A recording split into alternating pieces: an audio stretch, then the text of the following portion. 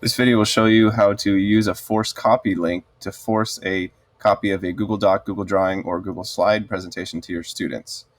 It will also go over the student perspective and the teacher grading perspective. So we're going to start by adding a material. We're going to select Add an Assignment.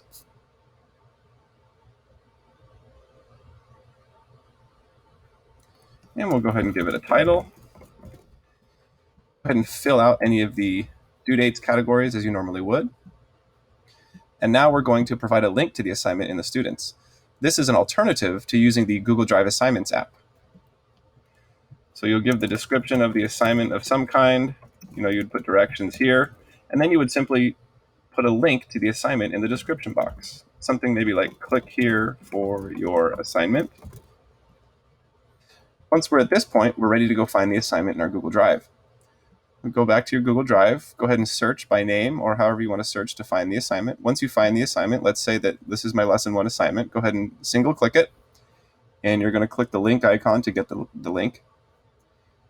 Make sure that anyone with a link can view. Click copy link. Now that we have the link to our assignment, we're going to head back to Schoology, and we're going to create a hyperlink from this text. So we're going to highlight this text. We're going to select the link icon, and we are going to paste the URL to the assignment. Now here's where the force copy link comes in. Notice that we have a / and then edit afterwards. You're just going to replace everything starting with edit and afterwards. You're going to delete that and write the word copy so that the last end of the URL says / copy.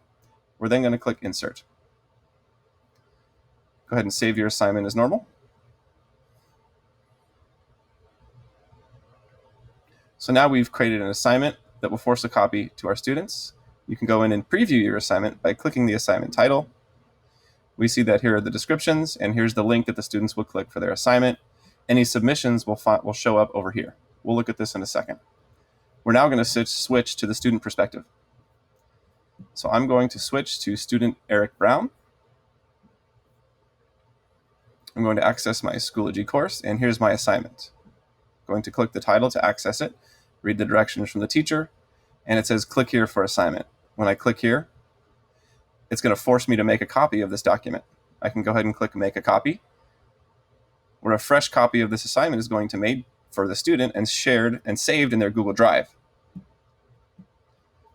At this point, the student would go through and complete the assignment. So they're going through, answering questions or clicking links or completing the assignment as you have listed here, whatever that looks like.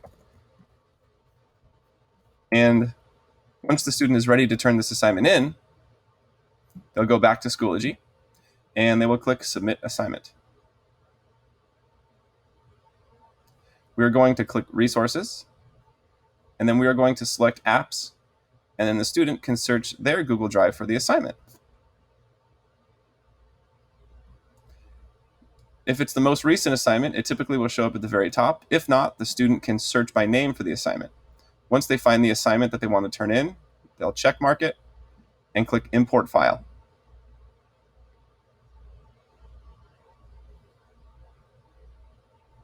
I can see that I've successfully submitted the assignment. If the student wants to look at the assignment again, they can go ahead and click this and they'll get a preview of it. If they need to resubmit this assignment at any point, they can do that here. So now let's go back to the teacher perspective and see what the grading looks like. Let me go ahead and reload my page. So now I'm back as a teacher. I see that Eric Brown has submitted the assignment. As assignments come in, I can filter by type: late, on time, needs grading, graded, or not submitted. So if I click not submitted, Jennifer Miller has not submitted it. But let's go ahead. I can access the submissions by clicking the student's name, and now I'm taken to the grading window. All the students that have turned in the assignment will show up as an icon here at the bottom. If I click them, in this case, it's Eric Brown. It says only one. The assignment will show up here. I can scroll up and down. I listed it as ungraded, but this is where you'd put the grade, 10 out of 10, whatever your point total is, you would click it here. And now the great thing is, if there were more students down here, there's going to be an arrow right here that I can click to, and it would click and go to the next student.